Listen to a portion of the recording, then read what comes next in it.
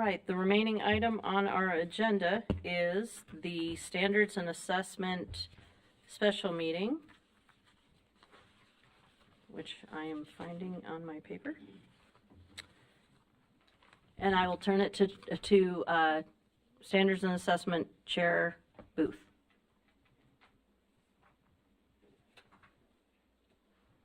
Thank you, Vice Chair Hart. Our first action item is in regards to R277628, School Libraries Amendment.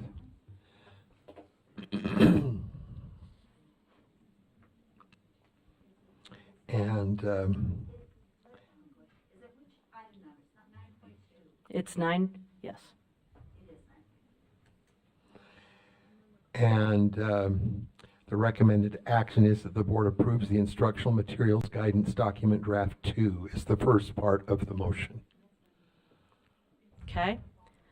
I have a motion. Member Klein. Yes, I would like to strike lines 87 and 88.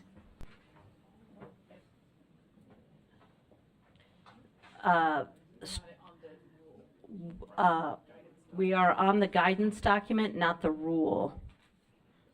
The guidance document. Yes, the draft 2 of the guidance document. Oh, instructional materials, sorry. That I was on the next is one. what's listed on my agenda. So we're on the pre. We're on, no. Sure, Member Real. There are references to the rule in the guidance documents, both draft 1 and draft 2. Okay. Should we go through the rule before we do the guidance document? Okay, let's go, if that's okay. I know, I just, Sequentially, yeah, okay. Why don't we switch that around, Chair Booth? Hit your light, please. There you go. The motion for the board is the board approves R277628 sensitive materials draft 2 on third and final reading. Thank you. The motion's on the floor. Member Klein will, yes?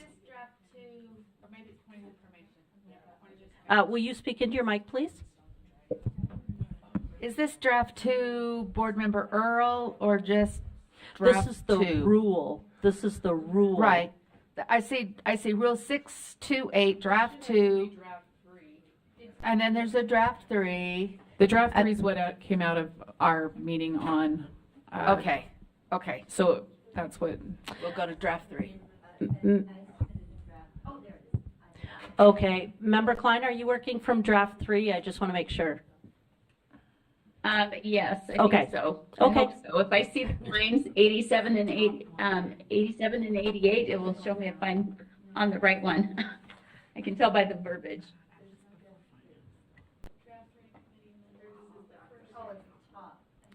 So does it, Board Member Klein, is the part that says notwithstanding subsection 1, an LEA need not reevaluate determinations made prior to July 1st, 2024? Yes, that's the part I would like to strike. Okay. So is your I can- entire motion that the board amend draft 3 by striking lines 87 and 88, or is there more? Do you have That would be correct, and I could speak to it. Okay, hold on, let's get a second. We have a second from Member Carey. Go ahead and speak to it, Member Klein. Okay, well, first off, it contradicts with the 2 lines, and it also contradicts with lines 55 and 56. So if we wanted to look at those, 80, so trying to pull it up here. So 80, 87 and 88 you have up there, right? And then 89 and 90 conflict it by saying an LEA shall do an initial review as described in subsection 53G10 1034 and subsection R2776283(1)(a)(4) for all materials removed prior to July 1st, 2024. So but 87 and 88 are saying they don't need to reevaluate determinations made prior to July 1st. So those conflict. Plus, you've got, you should review anything that was done before to make sure it's still, that it complies with the way the law has been changed since then. So, and then the parts 56 and 57, where are they? Is the part that talks about, the protecting youth from the harms is like the preeminent goal of this.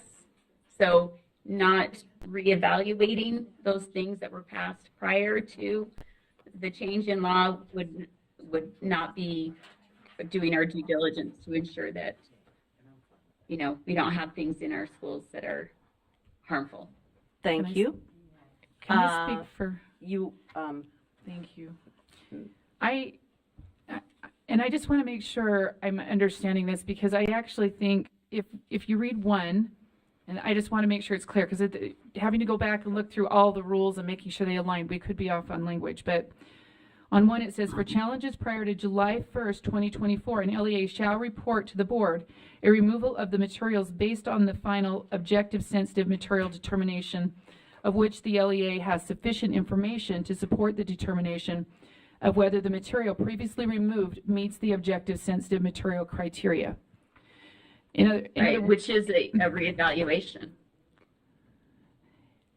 They don't have to go through the full process again, but they have to go back and look and say, why did we decide what we decided, and does our determination still work based on the changes made to the law, or do we need to change our determination? I guess I'm reading it different, and maybe someone could correct me if I'm reading this wrong. I read it as, if you have the information to determine that, then you could make that determination, but you don't have to go back and reevaluate all your determinations. That's how I understood that. Am I not? You don't have to reevaluate the book, you don't have to go through the challenge process all over again, but you do have to reevaluate your determination. So maybe it needs to restate that, not reevaluate challenges, right? Because I don't think we want everything to have to go back through the challenges. I don't know if that's going to burden the district. So maybe instead of striking the line, it's just changing determination to challenges there. Do we use the term challenges in our documents at all, or even law?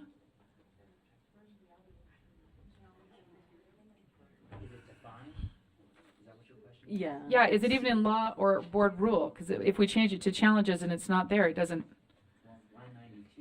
Oh, yeah, challenged. Yeah, it does. So that's, yeah.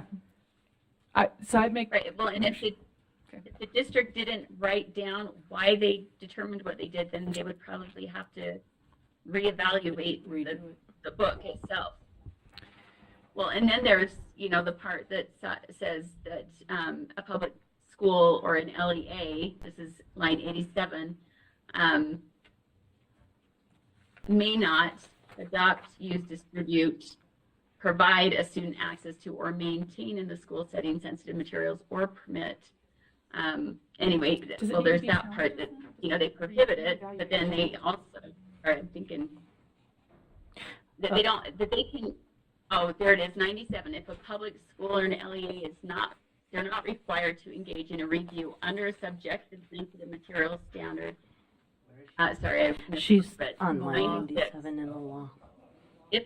If an instructional material constitutes objective sensitive material, then they don't have to go through that review process. So Correct.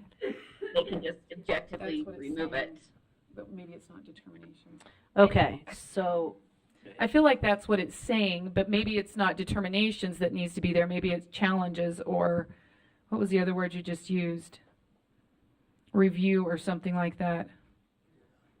Evaluate. Reevaluate Evaluate. challenges, something like that, because I do think that they don't need to go I back through think the it- challenge process if they have information that can make a determination. I think if you just strike 87 and 88 and leave in 89 and 90, it makes it more clear. It's having both of those in there that confuses the issue. Okay, do we have any other questions or comments with this amendment? Okay. I think Any that's other, probably no, right. seeing no other comments or questions, then the vote is, let me restate it. The motion is that the board amend draft 3 by striking lines 87 and 88.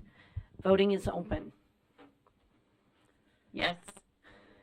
Chair Moss. No. Can you grab no? I can't reach that one. No, Member Davis? Okay. A few more people, please.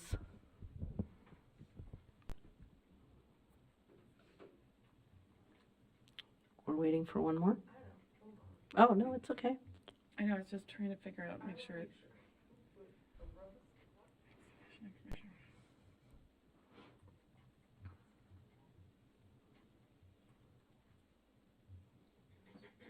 think that's accurate.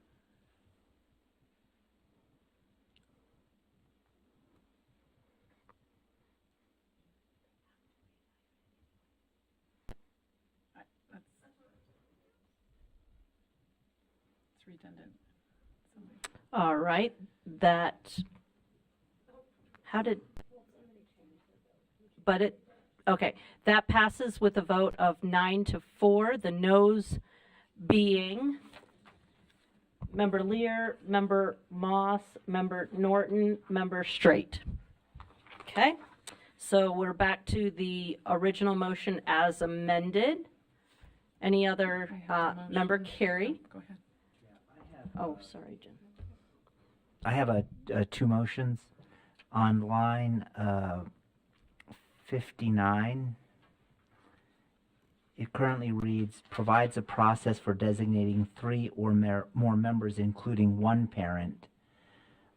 I would like to amend it so it says 3 or more members and at least one parent. Well, right now, we're saying that there can only be one parent on this review committee, and I just want to set the standard where it has to be at least one parent. Because if they have a committee of 7, there's only one parent if we pass this rule. So we're not mandating anything other than at least one, but it leaves the possibility for more. Wait a minute, did I get a second on that? Yeah. Member Bogus seconded. Thank you for speaking to that motion. Did you have anything Oh. further? Apologies. No, it's mine. Okay. You good with that? Is that what you?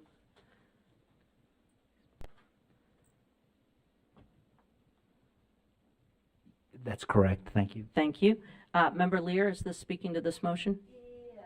Okay. It Well, is, and it can be speaking to a lot of other motions too, but these provisions go way beyond what the law directs the board to do. The board directs the rule to include 3 things, and this is not one of them. And I think that you've got different LEAs with different numbers of active and involved parents, and I think it's unnecessary to tell them exactly how many people have to be on their committees. So I'll be voting no. I'll be voting no on all these provisions that are not required by the law. I don't know if I'll move my draft, which would just require, as most people like, what the law spells out. But all of a sudden, this time, it has to be patched together and include a whole bunch of different provisions that various people think are important. So I'll be voting no. It's not required by the law, and I think it should be left to the individual LEAs, whom I trust, to make a good decision about what their committees look like for individual LEAs. thank you. I see no other comments. Let's open this. I'll restate the motion. The motion is that the board amend draft 3 by amending line 59 to add at least prior to one parent as follows. provides a process for designating 3 or more members, including at least one parent, and may include the designees from the original review for the objective sensitive materials review using the objective sensitive materials standards. And voting is open. Please vote. Chair Moss? Yes. Board Member Klein?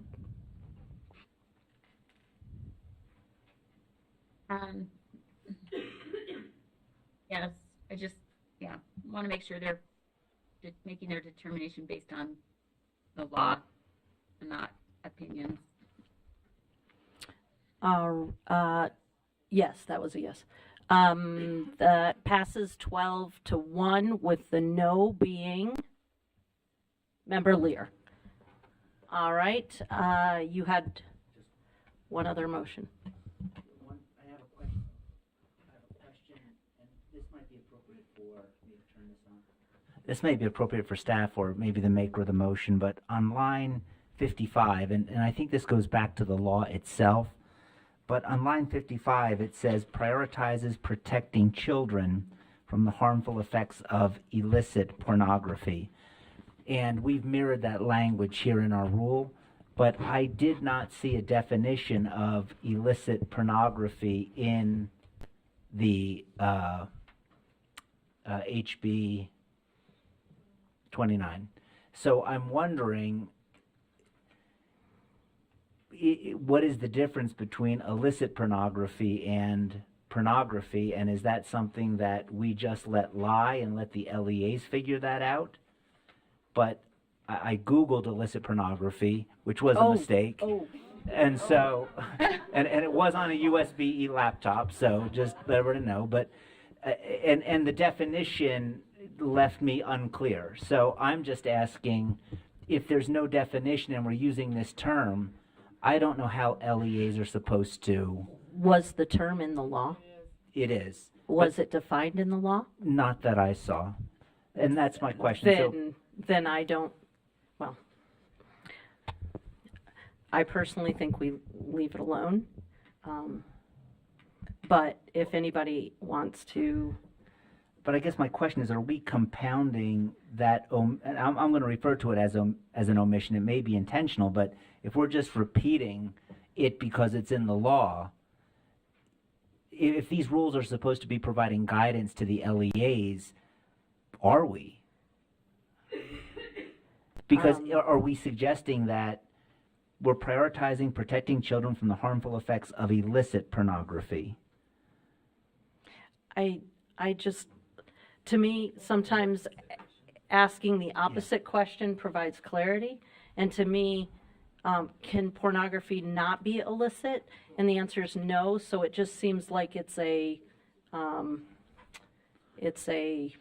Emphasis word? yeah, an emphasis word or an exclamation, but I don't think it adds definitional meaning, which I'm sure that the definitional is not an actual word either. Yeah. But please, someone else take a stab at that. Member Bogus.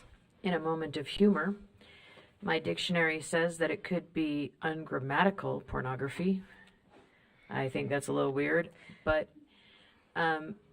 the definition here says unlawful pornography. Is there a case in which pornography is lawful? That's my. And then the other one says not permitted pornography. Like, I guess is if you're taking these definitions, I don't see any place in which that word adds value, but rather creates ambiguity. So those would be my thoughts, and I would concur with the member Carey that it just causes consternation.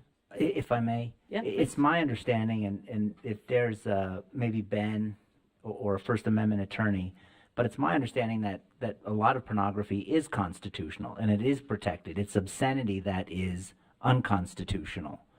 But pornography itself, the Supreme Court, I believe, has said, yeah, you can buy it, you can trade in it.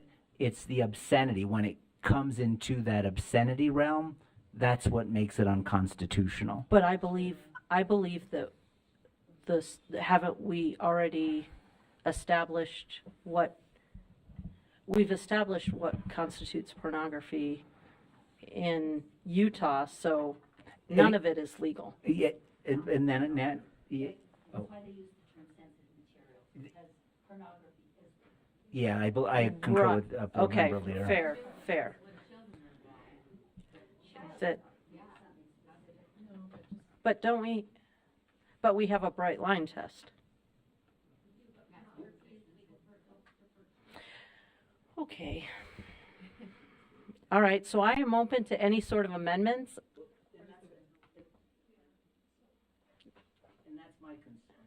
Oh, And that's my concern when it uses the word illicit, because it seems like we're saying in the rule, there's a certain level of pornography that is okay. It's the illicit pornography that we're prioritizing. That's my concern. okay. So would you like to make an amendment to remove the word illicit? Chair, Yes? Yes, could I? please, Chair Moss. Could I make one comment? Please? It might just be helpful in the sense that it ties the definition of pornography to 103, where you can find what types of pornography are unlawful in schools. Okay.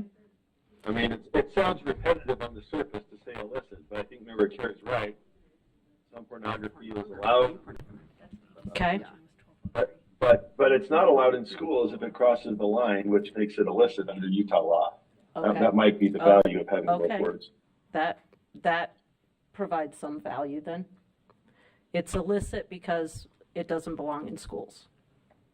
Because it's like illegal in schools. So that makes it illicit pornography rather than simple pornography. My grandmother would not be very happy with. Well, Member Wood? I have a question and I don't know who to direct it to. I am glad to move off of this topic. Okay.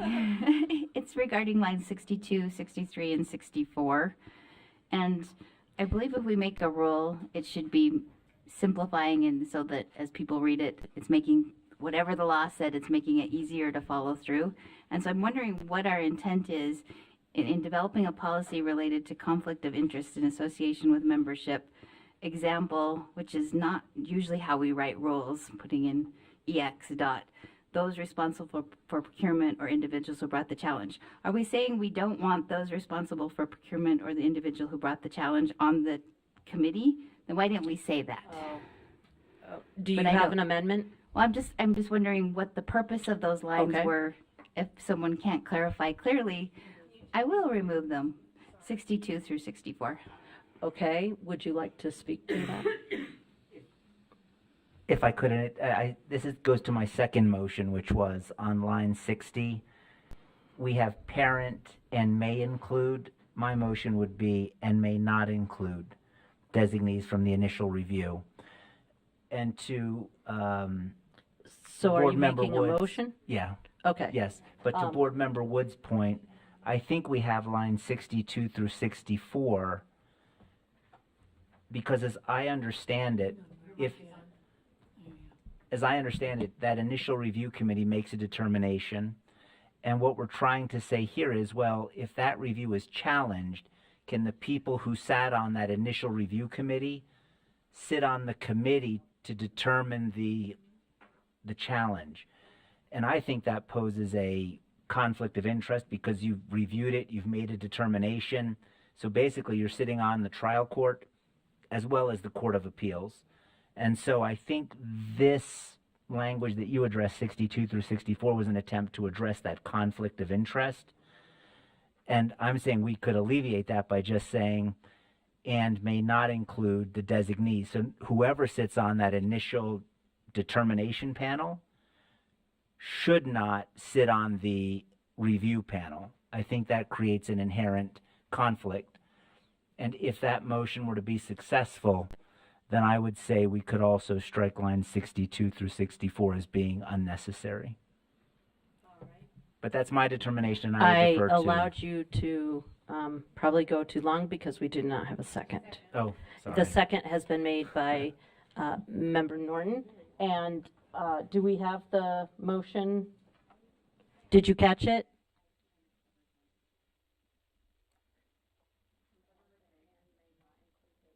Will you repeat that, please, Member Carey?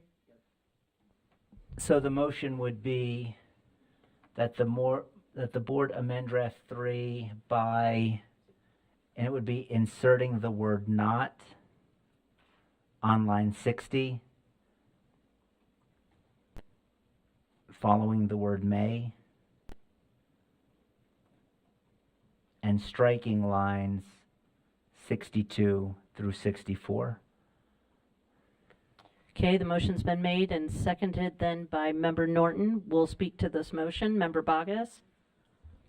So, may I query through the chair, the maker of the motion? You may. He does not have to answer, but he is welcome to. So, Member Carey, I'm curious as, I understand the clarity part, but I'm curious as to why a policy about conflict of interest would not be prudent. And I'm thinking, just for context, about our small LEAs, or even, well, let's just go with that. I'm just thinking about our small LEAs and some other situations that might just take too much time to talk about. Did I articulate that well? You put your button, please. Thank you. Vice Chair, oh yeah, may I? I guess if the concern is that there's just not enough people at the LEA to sit on two different committees, I mean, I guess you could have a provision that addresses that, but I would think that even in our smallest LEAs, because we're really not designated who can and who can't, there would be available educators and administrators to sit on that panel. Now, their willingness to do it, knowing what's going to happen, that I can't speak to, but I think there certainly is a pool of qualified individuals at any of our LEAs, if that answers the question. Okay. Yeah. Yes, sir, thank you. And it does answer the question.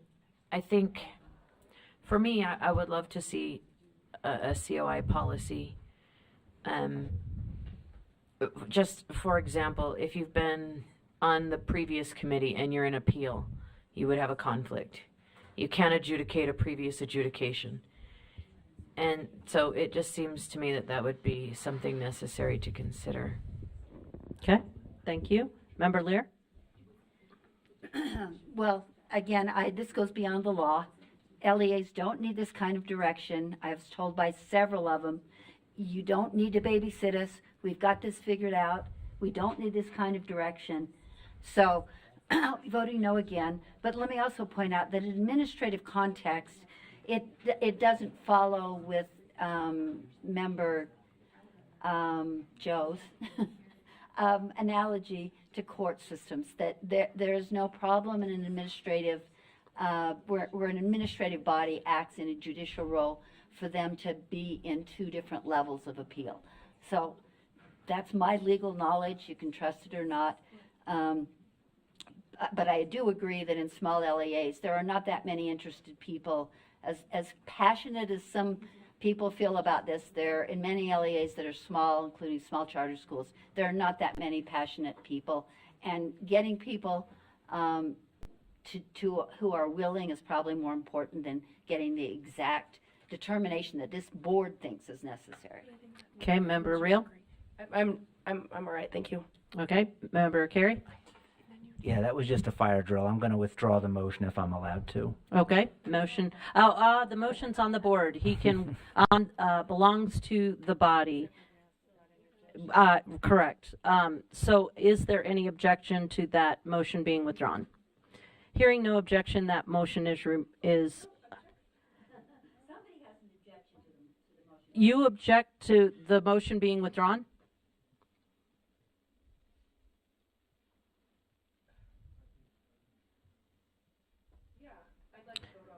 Okay, there is an objection to withdrawing the motion, so we will vote on it. The motion is that the board amend draft 3 by inserting the word not following the word may on line 60 and striking lines 62 through 64. Please vote.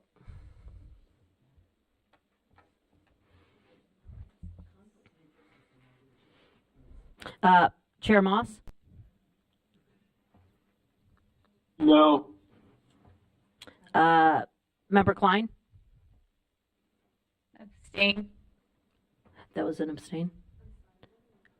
Was that an abstain? Correct. Okay, thank you. Yes. Thank an you. abstain. Thanks. No member Davis? Okay. We're at 11. We need a few more.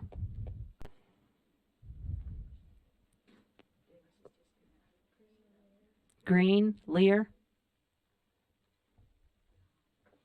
Have you voted? Are you thinking?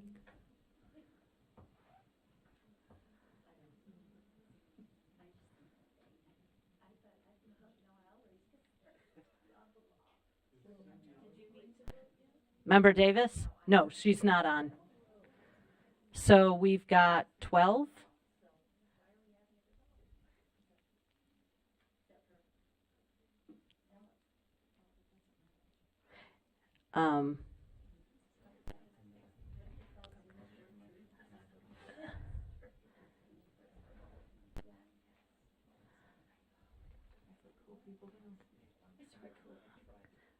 An abstention is a no, correct?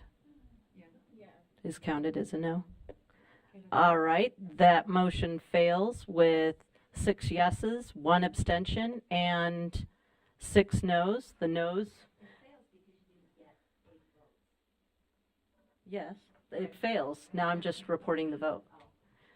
With Member Klein, the motion fails with whatever it said. There was 1 abstention and 6 people voting no, and 6 people voting yes, which means it fails.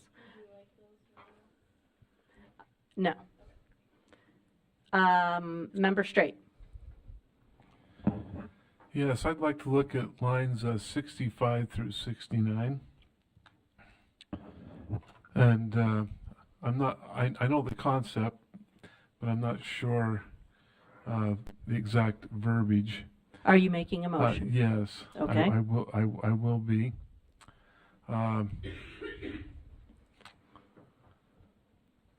So 65, I think we can leave that the same. But for A, B, and C, and this may not work based on the parameters, but I'll throw it out there. So A is removed if it follows the bright line rule. Removed, then that under A, that book would be destroyed. B would be restricted. That means it would be restricted in the library or as an instructional material, but could only be checked out with the permission of parents. And C is retained, that means it goes back on the shelf. And if I could Hold on. speak further. Let's make sure that the motion that you're referring to is accurately represented. Then Okay. we'll need a second, and then you can speak to it.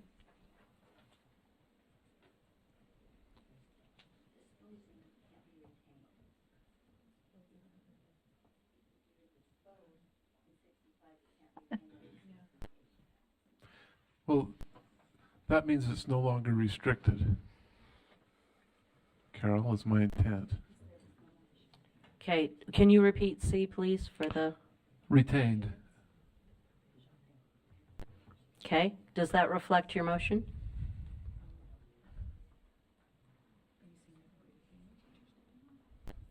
Yes. Okay, is there a second?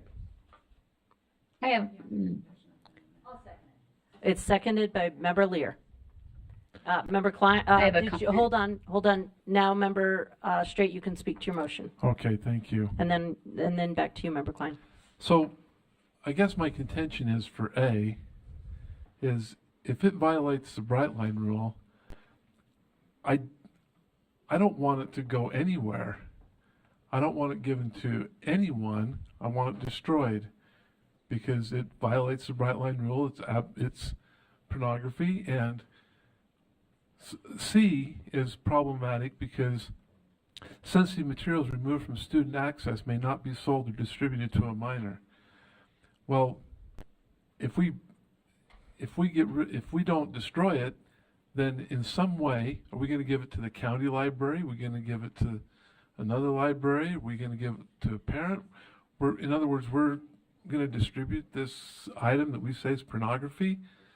My sensibilities say no. If it's pornography and it follows that bright line rule, then no one should have access to it within the school system. And we can't donate it to someone else or give it to someone else, in my view. For B, restricted,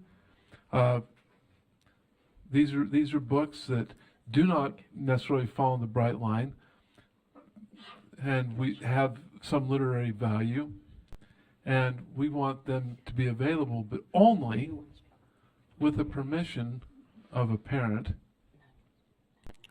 And the last one, it's not pornography at all. There's not an issue. We view that it should be returned to the shelf. Anyway, I know that's I hadn't even thought about that until right then when I saw that list.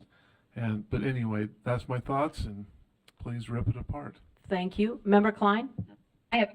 Yes, I'm looking at line 66 that leads into those, and those options don't fit under the line that precedes that says outlines a process for disposing of removed materials that consider. And then it says A, B, C, so those don't really fall under that line. You are It's all about disposing removed materials. okay, you're fading in and out. Did anyone catch that more?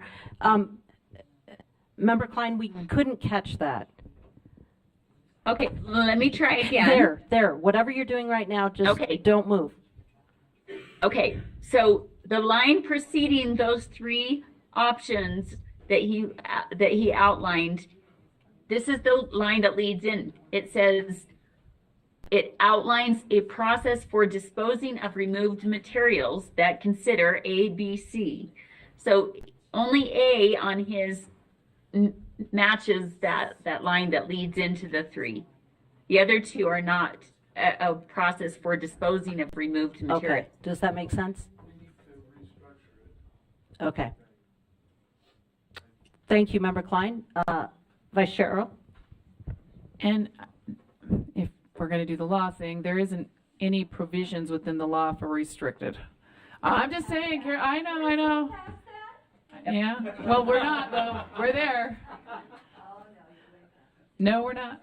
So I'm just saying the restricted now, we've got to maybe create a framework around what that even looks like. And I argue the same as Board Member Klein, that if V says outlines the process for disposing of materials, and yet we're talking about not disposing of materials, right? The last two are not disposing of materials. That's what previously it was, the physical removal, communicating to vendors and publishers, and then sensitive materials removed for student access may not be, just letting them know if these are removed, you cannot do these things with them. And if you want them destroyed, we can do that.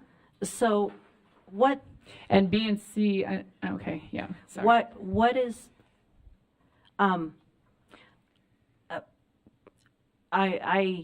have, okay, I'm just going to say it. I mean, what's wrong with just throwing away books? I threw them away. Why do we need this? I actually took them home and threw them away in my home trash, but because Probably don't put them in the school dumpster. yeah, that's why I took them home. Remember, yeah. I mean, but why do we have a rule? Why do we have to have a rule around this? Because the law doesn't say so. We have. Okay, all right, so there's a motion in front of us. Okay, all right, that's perfectly fine reason. I just, I'm just trying to, yeah, okay, please vote. We're voting on the motion that says the board amend draft 3 by replacing lines 66 to 69 as possible. Outlines the process for disposing of removed materials that considers A, if a material is found to violate the bright line test, it is destroyed. B, if a material is restricted and requires a parent permission for students to access, and C, retained. Member Klein is a no. I'm sorry, Member Klein? No. Thank you. Member Moss? Hold on. Sorry, come back. Yeah. Member Davis, I heard you were back on?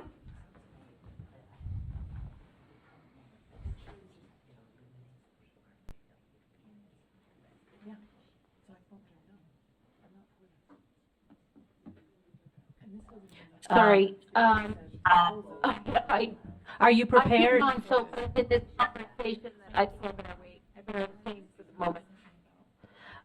Okay, what I heard was you were not voting on this item. Member Chair Moss? I'm sorry, I'll abstain for the same reason. Yeah, could you tell what he said? He's going to abstain? Okay. Board Member Klein? I'm a no.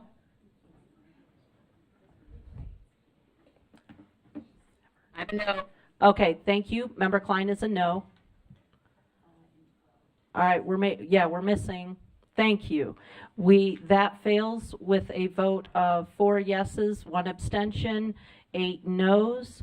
The yeses were Lear, Reel, Norton, Straight. Deputy Stallings?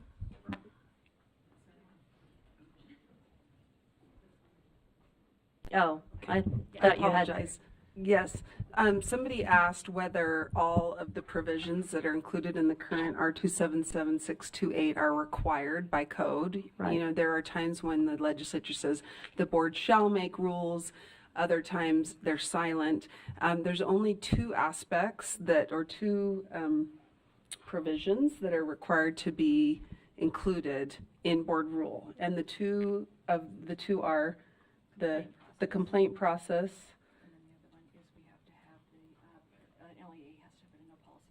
And the LEA requirement to have a policy. Is that it?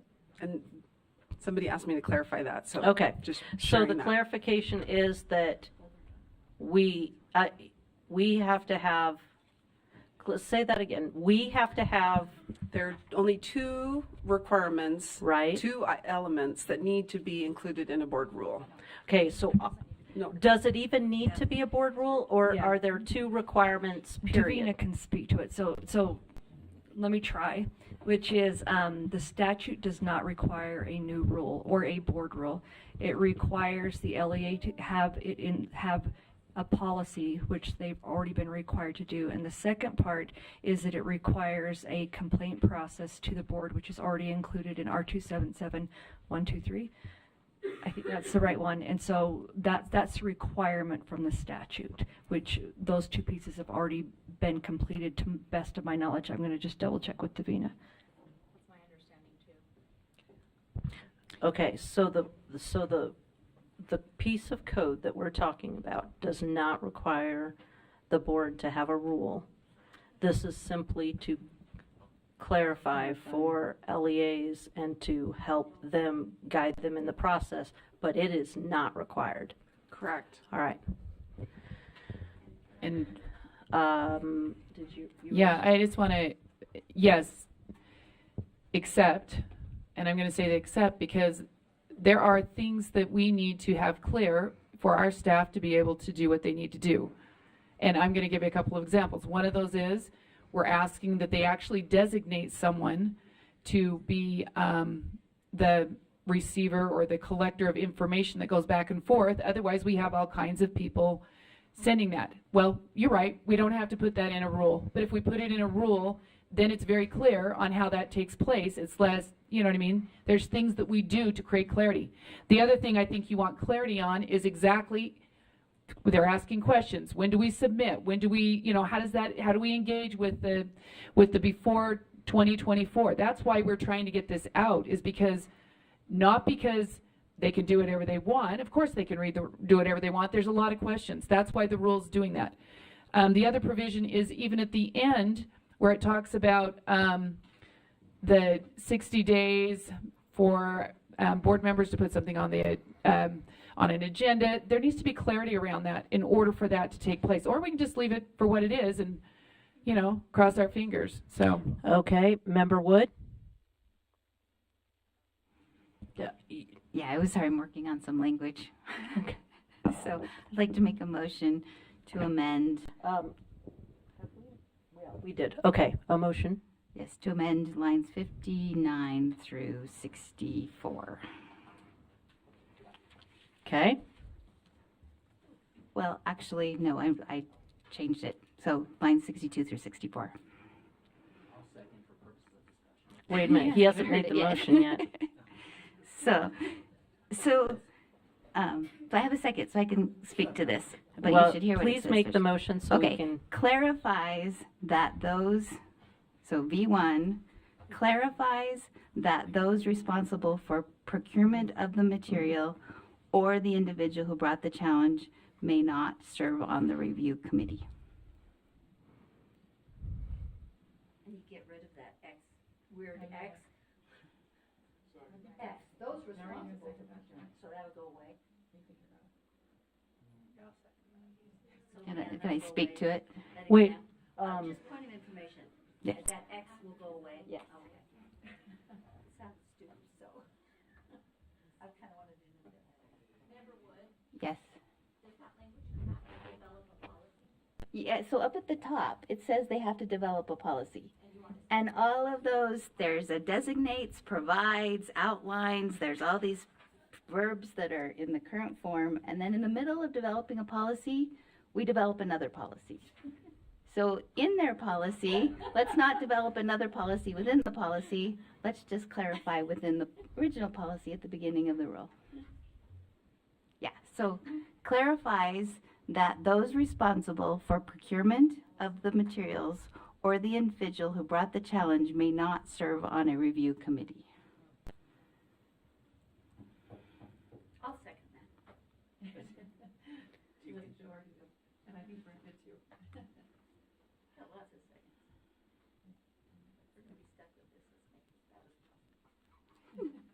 Thank you.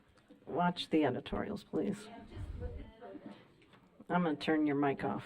So just to speak to that, it's if we want them to do something, let's tell them what we want them to do. Okay, Not say, and maybe you should do this, and then when they don't, we get mad at them. thank you. All right, staff, did you have a comment on that? Okay, did you have a comment on that or something else? Is your light on, AH? Thank you, okay. Member Lear, do you have I do. about this item? About this side. Oh, wait. We're on this amendment. Yeah, well, yes, I don't think this is necessary per the comment we heard earlier from our AAGs and our deputy superintendent. We don't need this at all, but if we're gonna have it in there, it ought to say something understandable, and this makes it more understandable. Okay.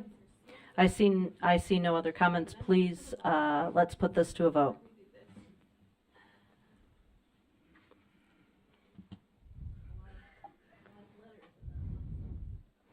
All right, the vote's open, please. Member Klein is a yes.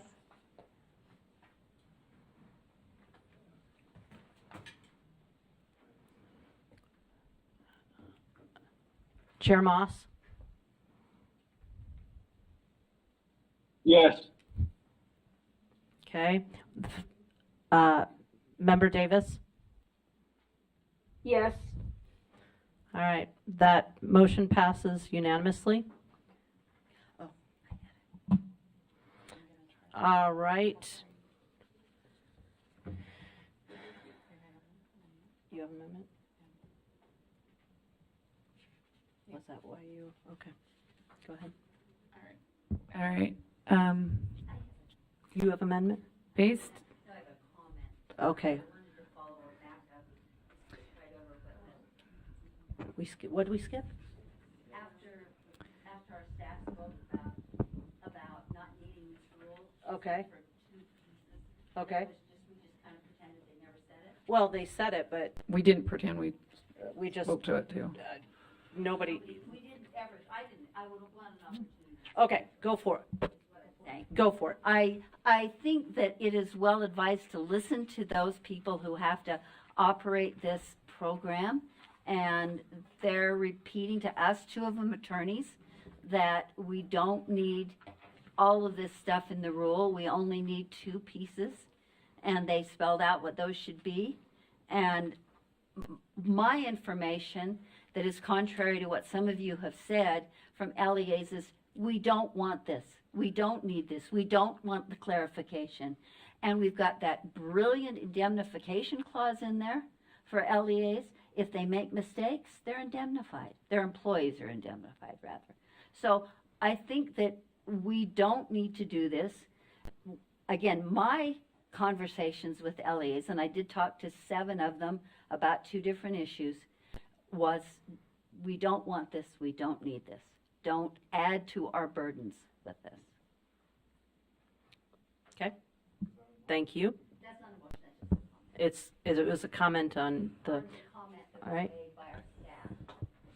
Jenny, do you have a, member? Vice Chair O, do you have a Yeah, motion? I have a motion. Okay.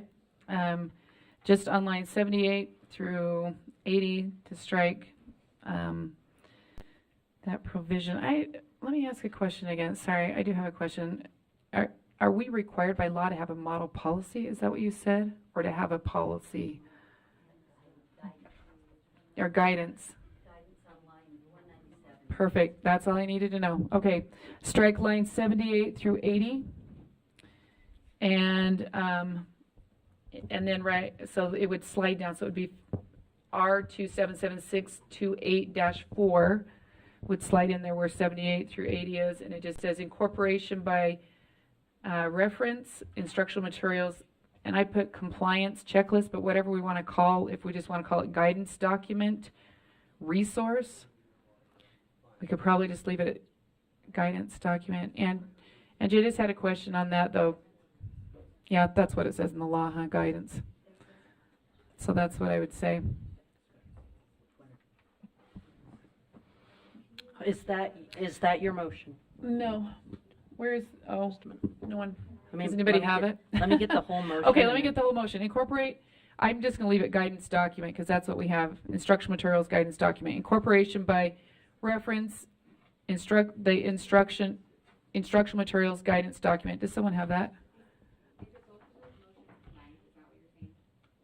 Yes, maybe. I'll read it and you tell me if that's right. It seems like it. This rule incorporates by reference instructional materials.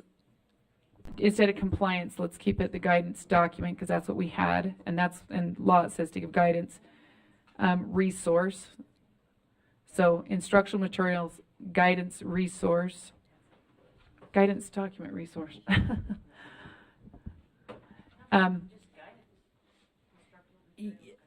Okay, guidance. Is that it? Yeah, The law says that? That's fine. Then let's say that. okay, guidance then. And then a copy of this document is located at, and then we would insert the link and the offices of the, and then also at the state offices of the State Board of Education. So, All right, can you make sure that that is what your motion is? yeah, incorporate by reference. Instructional materials, guidance. I just want to make sure people I know think what we they're could take seconding. document off, just guidance resource instead of saying document, we just guidance, and we'll just have to retitle it on our guidance. Yes. I would take off resource too. but- Well, we can do that. I just is following what we did All last right. month, and we called it a Oh, resource. you did, okay. So Do we have a second? We have a second from Member Okay. Green. it can be a couple of. Point of information now. Go ahead. Yeah, if this could just be clarified, does the law require us to provide this? Is this one of the two? Because we're going from the word may in line 78 to a shall. No, this was a requirement of the board. In the code? It says 196, 197, 198.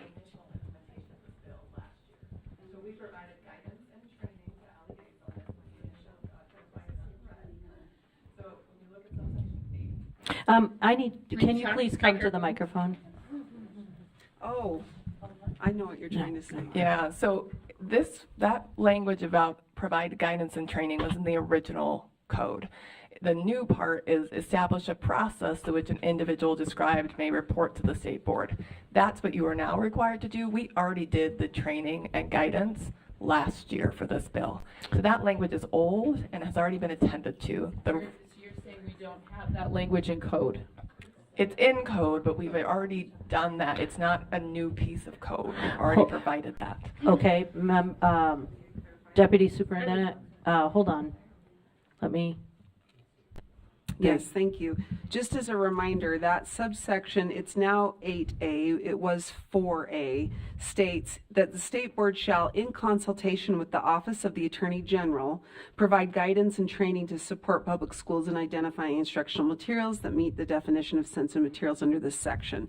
You may remember that there was a guidance/legal opinion that the Attorney General's office issued, that, and then staff provided training to LEAs. There was a lot of training done related to that legal opinion. So that I think that to what Director Thronson is stating, that was the expectation with the new implementation of the law. If we were to go down the route that this new guidance is also applicable under there, we would need to also be collaborating with the Office of the Attorney General on this. So there's probably two ways you could take it. One is that was done. We worked with the Office of the Attorney General, Davina and team. They did a number of trainings, as you may remember, when we presented to the Education Interim Committee in late 2022. The model policy and guidance that was required in the board rule was a separate type of guidance and model policy that the board proactively decided to request and require staff to do. And so I could, and again, there's probably two different ways you could read this. I could argue, just as Director Thronson mentioned, that the first guidance that's required in code is done, and it would include us working with the Office of the Attorney General, and that is done. The second guidance and model policy, the board proactively on your own, with your own rulemaking authority, decided to request the superintendent to do, and then you may remember the board passed that model policy in 2022 as well. And now if you would like to, you could remove that requirement, which is in board rule. If you would like to remove it, that is your prerogative and authority to remove the requirement that's in board rule. Okay, I would make the motion to remove. Well, we've got a motion on the floor already. Hold on. Yeah, the point, Substitute motion. well, the point, this would be removing that. But the point of this is we either have to redo the model policy, which to me does not make any sense, because the districts already have, when we looked at rewriting the policy in our standards and assessment committee. It just doesn't make any sense. I pulled up probably 10 policies. You start comparing, right? They're all different. To create a model policy doesn't make any sense at this point. So that's why we with the guidance. What guidance could we provide that is aligned with the law, that's proactive in nature? That's why we went that direction. So that's why I would suggest that here. That's why the recommendation's here. And we don't, correct me if I'm wrong, we don't stop giving guidance because we gave it. Right, this is new, the law's new. We would continue to give guidance, or we say we already gave the guidance once, so we don't give it anymore. Okay. Right? Member Lear? I have a question for Angie. I'm concerned with incorporating guidance by reference into a rule, you know where I'm going, that it makes the guidance mandatory, which it's not intended to be. So I would be troubled by incorporating by reference guidance specifically identified. Pardon? No, we don't incorporate guidance. We incorporate manuals or directives or other things that are too voluminous to be in a rule. but they're not just recommendations. Okay, hold on. So, sorry, Okay. I digress. But I just think that Angie is affirming that, yeah, you don't want to incorporate guidance into a rule which would make it mandatory. Well, hold on. Hold on. We are going to recognize Member Carey because he has a point of information. It's really just the same point of information that I originally raised. I just wasn't finished. So the second part of that was just the guidance that we were required to collaboratively do with the AG's office. That is done. This guidance would be separate and apart from that guidance which was required by law. Is that correct? This guidance is optional. The other guidance was mandatory. Is that correct? Thank you. Thank you, Vice Chair. Thank you. Deputy Stallings, did you want to address that? Yes, Madam Vice Chair, one thing I just would state, generally the term guidance is just that it's more akin to or like best practices. Here's ideas, model policy guidance. So I agree that that term generally indicates more something that's voluntary that you could use or not. However, that doesn't mean that the board could not incorporate by reference that guidance. I did state to another board member yesterday, if you were going to go that route, you may want to change it to a different title, like additional requirements or policies related to the implementation of, and not use the word guidance because it gets a little confusing because some people might think it's voluntary. But if it is incorporated by reference into the rule, it is the law. It has the effect of the law. So if the intent of the board is to keep something as guidance that may or may not be used if the LEA wants to, I would not incorporate it by reference into the rule. If you would like it to be mandatory and required, then yes, incorporate it into the rule. Thank you. Member Reel? Oh, I'm sorry. It was Member Klein and then Member Reel. Thank you. I would still like to make my motion to remove the guidance. We have a motion on the floor. So A are you substitute making a motion. substitute motion? Yes. Oh, okay. We've got a substitute motion coming up. You ready? Yep. Okay, go ahead, Member Klein. However we need to write it, but to remove the requirement for guidance or model policy, whatever it needs to say, from our rules. Okay. From this rule or whatever rule you're referring to, that might make mention of that or make that requirement. I don't know if that's this Okay. rule or a different one. So, team, can you make that into a motion? Okay. So, Member Klein, I'm going to read this. I'm not sure if you can see the screen. I can. I'm going to read it. That the board, oh wait, where'd it go?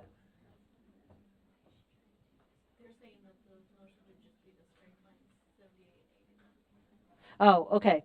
The substitute motion, Member Klein, that the board amend draft 3 by striking lines 78 through 80. Is that effectively cover your intent? Can you read what 78 through 80 say so I can be sure? Please read it, Deputy Stallings. Yes, thank you. Right now it states, and this is in draft 3, the superintendent, and there are words that have already been stricken, which are shall provide a model policy, which has been changed to may provide a guidance document for use by an LEA in developing an LEA's policy and accompanying procedures described in subsection 1. So if this motion were to pass, you'd be striking all of that language. Great. That's perfect. All right, do we have a second If for there's that a second, motion? Oh, I'm sorry, Member Klein, hold on, let's get a second. Second from Member Reel. Would you like to speak to your motion? Yes, I think if the rule that we are creating is not clear enough and the law that was passed, HB 29, is not clear enough, then there's something wrong with our rule, if we have to make additional documents.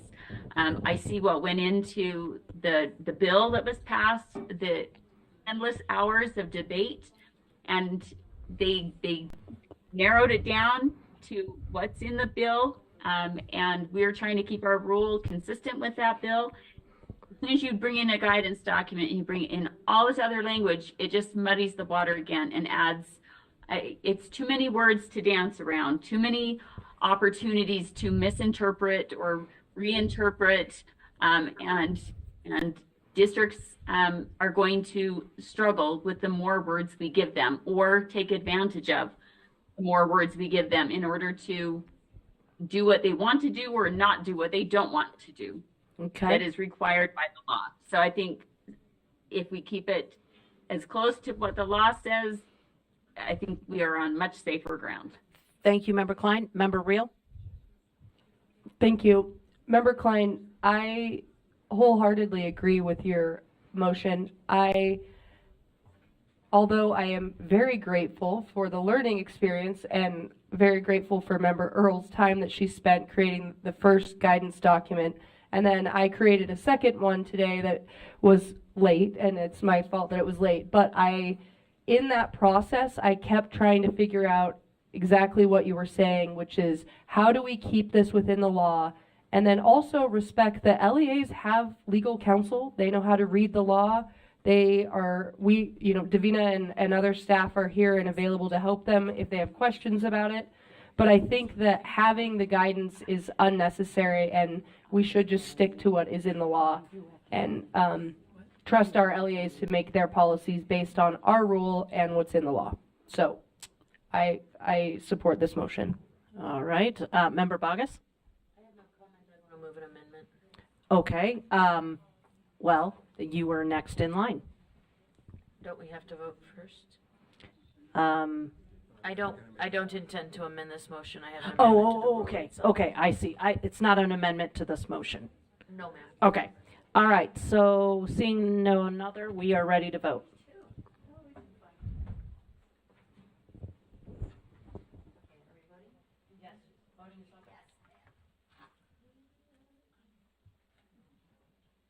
Member Klein is a yes.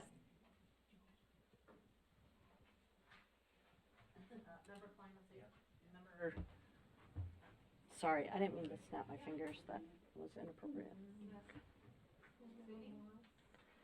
Member Moss? Yeah. Member Davis? Yes.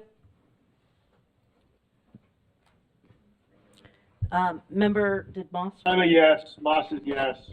Okay.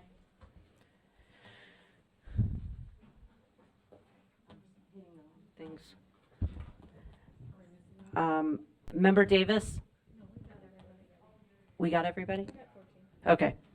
All right. With a vote of 12-2, that passes. The noes are Member Green and Member Bogus. All right. Member Bogus. Thank you, ma'am. I'd like to move an amendment. And just after line 77, I would like to add the language that if an LEA requires an employee of the LEA to participate on a sensitive material review committee, the LEA shall compensate the employee for the employee's time participating on said committee. Okay. The motions, do we have a second? Okay. The motion, yes, I was actually just catching up myself. Go ahead and speak to your motion. I think perhaps the amendment speaks for itself, but if teachers are spending time outside of their contract hours participating in these committees, and inside LEAs, sometimes we're voluntold, but it is a condition of our employment. And so if this is a requirement of a teacher, I think they should be adequately compensated for their time. And I hope that the board would support me in asserting that from the state level. I don't care what they pay them, but I do believe they should be compensated for their time. Member Straight? Yes, did we have a second already? Yes, we did. Okay. So, I am absolutely for paying teachers or others for the work they do, and we are on contracts, but I'm all for that. I'm just not for us telling them to do that. I have a question. What if it's during their contract time already?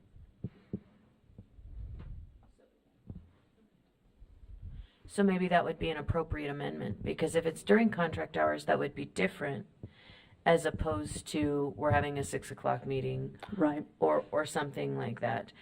Or if it requires duty hours outside their contract time, even though the meeting is during contract time. Right.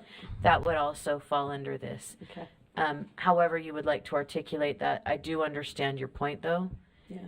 And so perhaps an amendment.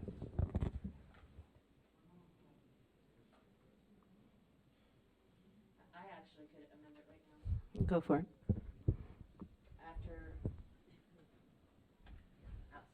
After the word materials, okay.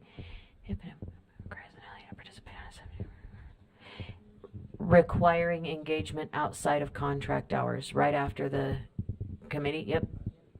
Thank you. Requiring engagement outside of contract hours. Thank you. All right, who seconded that? Does that second still stand? Okay, And thank may you. I offer one more comment? Yeah. So I understand Member Straight's comments, and typically I would agree with him, but my concern is that we have LEAs, and I think of in particular smaller LEAs, and where teachers get abused, and I think we need to set a standard here that says we don't want our teachers to be abused. I honestly, I don't care if it's $10 an hour. They can make that determination based on their budget. But I do believe that we should say and assert that if teachers are spending time outside of contract time, that the LEA should appropriately compensate them, and they can make those decisions. Yeah. Okay, ladies,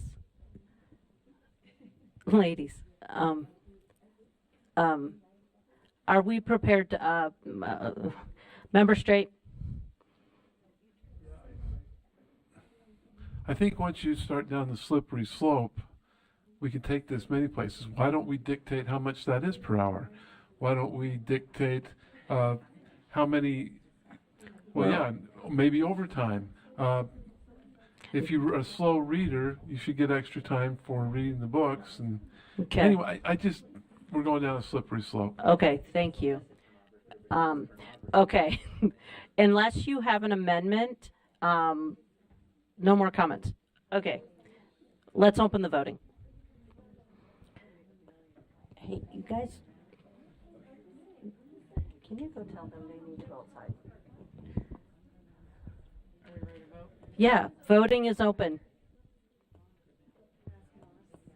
Member Moss? Yes. Okay. Who are you doing that for? Member Klein? I'm going to abstain on this one. You guys might have to go out in the hall. Member Klein? I abstain. Okay, abstention. Member Davis?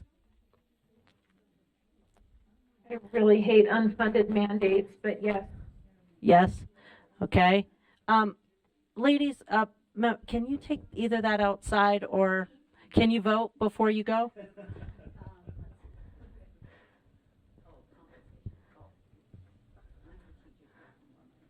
Okay. All right. The vote on that, that passes 9 yeses, 1 abstention, 4 noes. The abstention being Member Klein, the noes being Member Norton, Member Straight, Member Carey, Vice Chair Earl. All right. Members, we are at 9 o'clock exactly. We either need your full participation and following policy and order, or we need to adjourn this item. Ladies, you need to take that outside or you need to pay attention. I don't know. It depends on one. okay. Go I ahead. don't know who else has it. I feel like we need to put something in here with we can call it compliance checklist or something that articulates what the rules are, because it articulates what the protective things are that provide, if these things are already in law, and if you're doing these things, then you're not going to even end up having to use this rule ever. Anyways, okay, so now that I said that, I'm going to encourage us to incorporation by reference back to my original one, but not striking the lines because that's already been taken out. Incorporation by reference, instructional materials, compliance checklist is the terminology you want to use. Yeah, so this rule incorporates by reference instructional materials, compliance checklist. A copy of this document is located with the link, and then the offices of the Utah State Board of Education. And then after this, I would recommend that we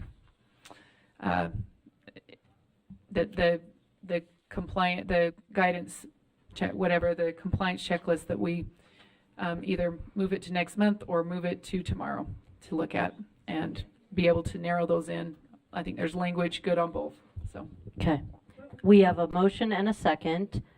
Do we have comments on the compliance checklist? it's the guidance document, but we're not using the word guidance. We'll change it to compliance checklist. Can you turn on your microphone, please? But it's, yeah. If it's a compliance checklist, it means you have to comply. It's mandatory. That's very different than guidance, which says, here's what the USB thinks are good ideas. So which is it? Compliance checklist. And you're saying, so we're going to So it would be, well, we're going to mandate pay. But what my point here is that we are, if we need to clean some of those up, I'm just asking that we move something that is, and it's already law. It's just a clear checklist. Look, this. You can go down those simply. They can read the law just like, LEAs can read the law better than you can, better than I can. I have no doubt of that. And so why can't we leave it to them to do that without giving them a rule, a model policy that some of them might still be using, their own policies, and now a compliance checklist, or maybe there's a guidance circulating around that people like. So I'm just wondering how we're helping LEAs by doing this for them. Okay. Any other comments? All right, seeing no comment. Oh, Member Klein? Yes. Yes, I am supportive of a compliance checklist if it is objective and it's based on what's in law and it's not something that can be twisted and creatively interpreted by the districts. Okay, what I said, and I'm just going to state it for the record, is you are in support of a compliance checklist if it is what is stated in law exactly and cannot be creatively interpreted. Is that an accurate statement? That is what I said, yes. Okay. Okay, you're just fading in and out, so. Okay, thank you. Any other comments? Hit your light. Thank you. Okay. I just have to state one more time. If it's exactly what's required in law, why are we creating another document that restates what the law says? I can answer that because as a very, very busy LEA leader and someone who in some moments I can be quite terrified that, and I can second guess myself, even though I am in these meetings, sometimes a checklist is much like, what was it, Atul Gawande or checklist manifesto. Sometimes a checklist helps you make sure that you dotted the I's and cross the T's. Then can I just respond? Sure. Then I just we need to be absolutely sure that the language isn't different so that we don't have two slightly different documents. There's a reason that there's a sacred rule writing premise that you don't repeat in rules what's in the law, because it's so easy to change the words. And I believe that is exactly what Member Klein was getting at with the creative interpretations and staying quick to law. Member Reel. Oh, I'm sorry. Hold on. Put your mute on. Go ahead, Member Reel. Oh, she said no? Okay, Member Earl. And I just say, just that if I wouldn't want us, I don't want us to pass it tonight. I think there's some recommendations that we could work together to make that concise and make sure it's clear. But I do think it's an easy this, because even when we went through the law, I know it's just so easy, but it's really not. It's going back and forth and trying. We worked through it too, just to say, okay, this, so that there is a sequential, and then it also puts the protective elements in. This is what it says in this section of code that is the vetting originally of the instructional materials, and then the library provisions. So, anyways, I'm in agreement So that are it needs you- to adhere. What I'm saying, I'm speaking in favor of this, and then when we're done with this, I hope we can move the rule, and then we could talk about what to do with the. So are you saying that we should move something and then talk about the content later? Is that what We you're? should move the rule, and then we would vote on. Yeah, we. So we have a motion on the table that says this. Yeah. Are you saying that the instructional materials compliance checklist has not been created? No, it would be the guidance stuff that we already have that we would be using. But you just said you didn't want to go through it tonight. So Unless do we everybody need wants to. I'm just do you asking want- that we. So are you making So are you making a motion to place- table this item? No, I was gonna. So then you're gonna need to add something to that motion that says that the instructional materials compliance checklist is to be determined at the content to be determined at a later date, because if we leave Okay. it like this, then you're voting it in. Okay, okay. I see what you're saying. So let's. What do I need to say? You Make voted a- on. So I would A make an future. amendment that. Insert link as determined by the board on date we move it to. Yeah. We have not voted on this. That's why I'm saying the June- motion would need to change. June board meeting or something. Yeah. Nope, June. Member I would Reel? just- Yeah, I have some questions for Davina, if that's okay. If I direct some questions at you, Chair. Chair, if I direct some questions at Davina, if that's okay. Just quickly. Hold on. This meeting is going to adjourn at 9:30. So, by 9:30. So if we're not finished, then I'm making a motion to table whatever. That's okay. Okay? So Yes. So, when you get questions, because I know we've talked about it in all of our standards meetings about the questions you get. You have resources and helpful documents for LEAs, PowerPoints we've seen that outline the law and help them understand it for a fantastic charter director like Member Hart, right? You have things and resources for our LEAs. I just feel like the guidance document I had a hard time with, but I thought may be helpful. But the more that I have been working on this, I think this is staff work. This is something that I don't think we should be voting on or creating and putting into law, especially if it could be something that we already do in staff work as resources when we work with LEAs. And if it's a checklist of the law, as Member Lear says, I trust the LEAs to interpret the law and look at our rule and interpret our rule. I don't think we need to have another additional document. That's something that we do as a resource from the state office already. That's all. Okay. Next up? Nobody. So. I have a comment. I have a comment. Okay, hold, Lear and then Klein. simply, I can't vote on something I haven't seen. Okay? If we are gonna create an instructional materials that is something between guidance and required, I absolutely need to see it, and I would like some LEAs to weigh in and say, is this helpful? Is it not? I'd like to know what the USBA thinks. I'd like to know what some charter schools think, so that we're not doing this thinking we're being helpful when possibly we're not.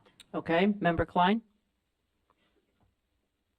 So obviously in the motion, you could say to be voted on, meaning the instructional materials compliance checklist at a future date.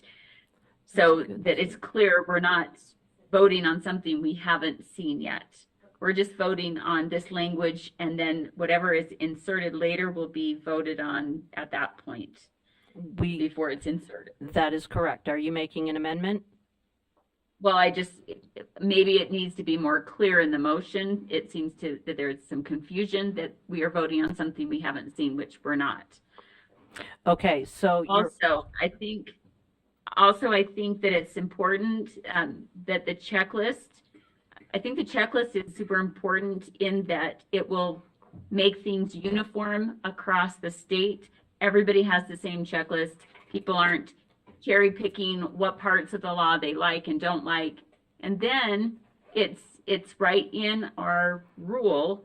And if there are problems and districts interpreting things differently, then we can go and amend that in the rule, that specific thing that has become problematic, instead of a big guidance document that everybody's interpreting differently.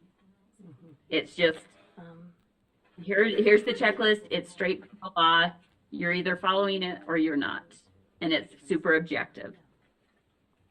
So, and we don't have to have everybody and their dog weighing in with their different opinions, because it came straight from the law, the checklist. okay, so what stands right now on the floor is this motion. It is not amended. We can either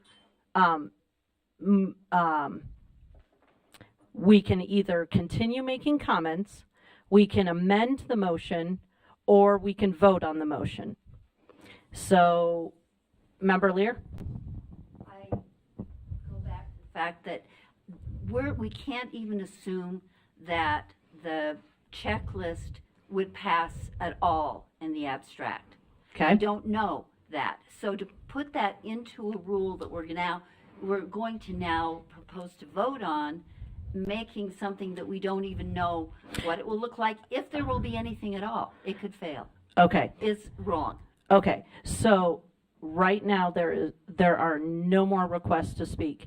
If you're voting for this as it stands, you are voting for putting something in that you may or may not have seen, and nobody's amending anything, so that's what we're going. All right, I would like to make a motion that we postpone and finish tomorrow, so we can actually have a discussion about that. So, okay, so the motion on the floor is to postpone. Do we have a second? Till tomorrow. We have a second from Member Bogus. Oh, the motion is to postpone this item. It would be not only the vote, though, it would be the item, correct, AAG? Your motion is to postpone this item to tomorrow afternoon. Is that a second? Okay. The motion is on the floor. Have you had time to type it? All right. Voting is open.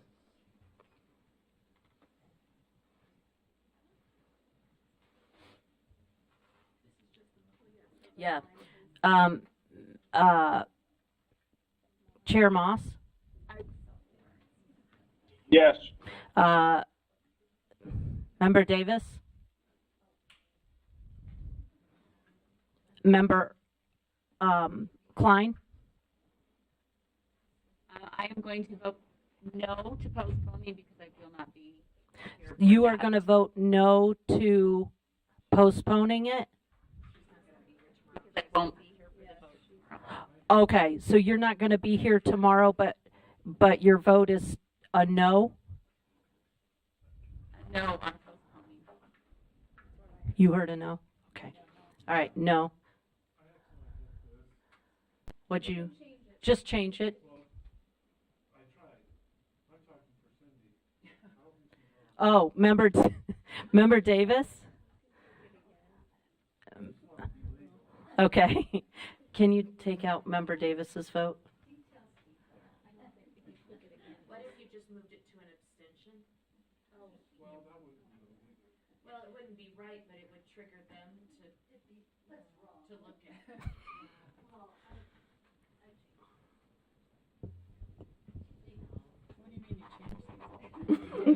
We're not going there. Okay, so that passes 9-5 with the. Okay, all right. Let it be. Let the record reflect that she only changes things she's directed to. The motion postponement passes 9-5 with the noes being Straight, Norton, Wood, and Klein. Now we need another motion. Motion to adjourn. Is there a second? Yes. Motion's been made and seconded to Asking who. to adjourn. All in favor, say aye. All opposed? Okay, All opposed? You're opposed?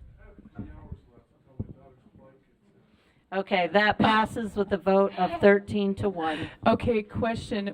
We're just clarifying who's online, who's not online tomorrow morning? Is that what you're asking? Which meetings are online? We just want to make sure everybody knows.